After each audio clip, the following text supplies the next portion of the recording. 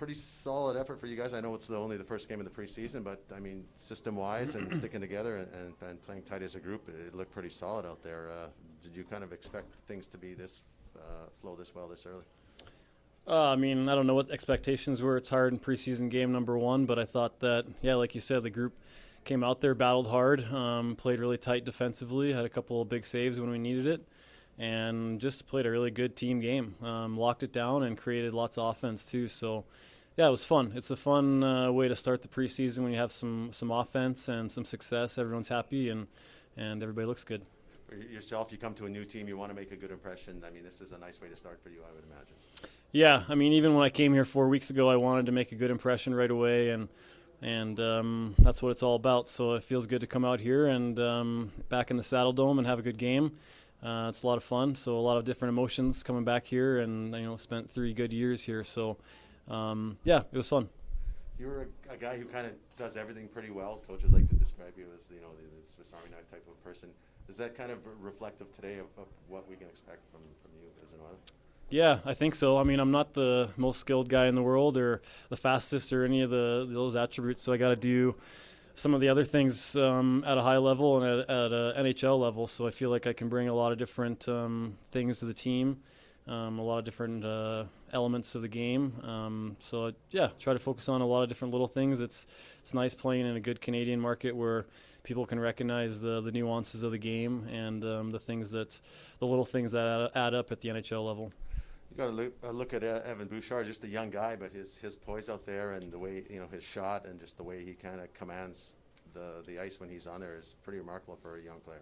Yeah, I mean, honestly, I hadn't really seen it yet. This is like the first real game. Scrimmages in camp are one thing, but this is a more closer to a real NHL game, and he was elite. I thought he was really good with the puck.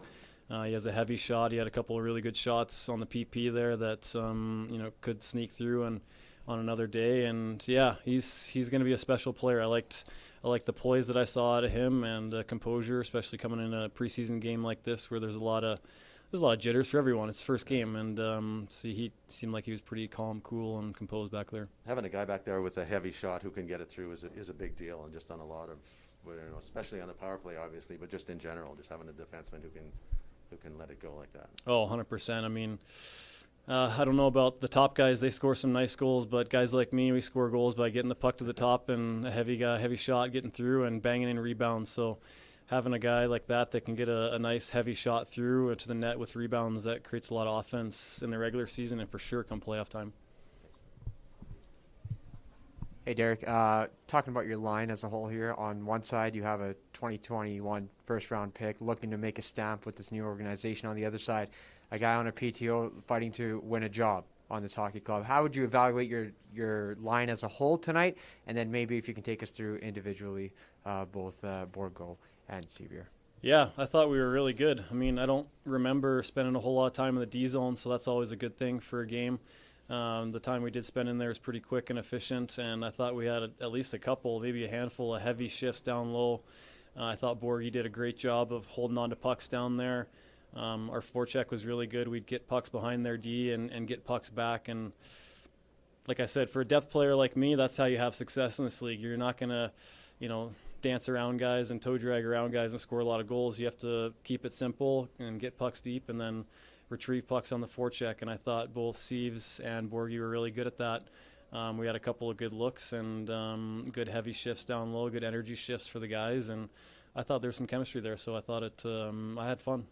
For Bourgault, would you say one of his best traits is the ability to find soft ice, open ice, to get that shot off? Yeah, 100%. That was a nice spot there, kind of the little turnover, little play behind the net where the breakdown happens and they can't, get tight enough, fast enough, and he finds a little soft area and a quick release for sure. I thought he was really good down low for, maybe not a smaller guy, but he's smaller than some.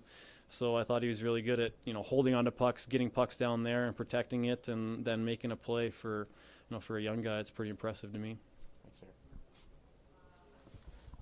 Kind of get the jitters out of the way of facing your old team in the regular, before you do it in the regular season, that is.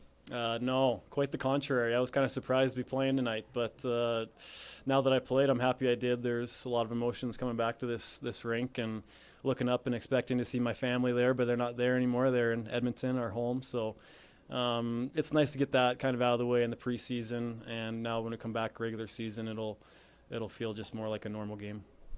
Perfect. Thank you. Yep. Thank you for that. We'll go to Mark Spector.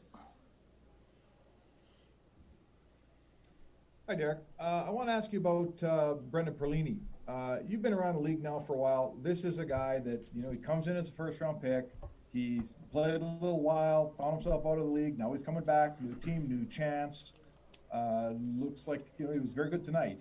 You've seen guys like this, and you've been sort of a survivor yourself. You hang around, you move around, you keep a job. What's it like being Brendan Perlini? What's he got to do to make it stick here? Yeah, it's tough. I think I talked about this a little bit the other day in my interview, but it's really hard to be a top 6 guy in this league, and I think Perlini is a pretty skilled player. He probably has that skill to maybe try and do that, but if you're not a top 6 guy, which there's no spots on our team for that, you have to find a way to make an impact in other ways, not flashy, and playing the game simple but being effective, not being a liability. And so I think it's, not for Pearls specifically, but for everybody. And for myself, it's been finding those nuances in the game and just bearing down and being really good at those. And whether it's face-offs, whether it's being really responsible defensively, and at the same time having those heavy grind shifts as a depth player. That is huge for our top 6 to have more energy and more time instead of us getting grinded down and then they start in the D zone. It makes it pretty hard. So, I don't know. He's a great player. He has a lot of skill. I think that he for sure belongs in this league. It's just a matter of harnessing those nuances and the little parts of the game that make the depth player a successful player.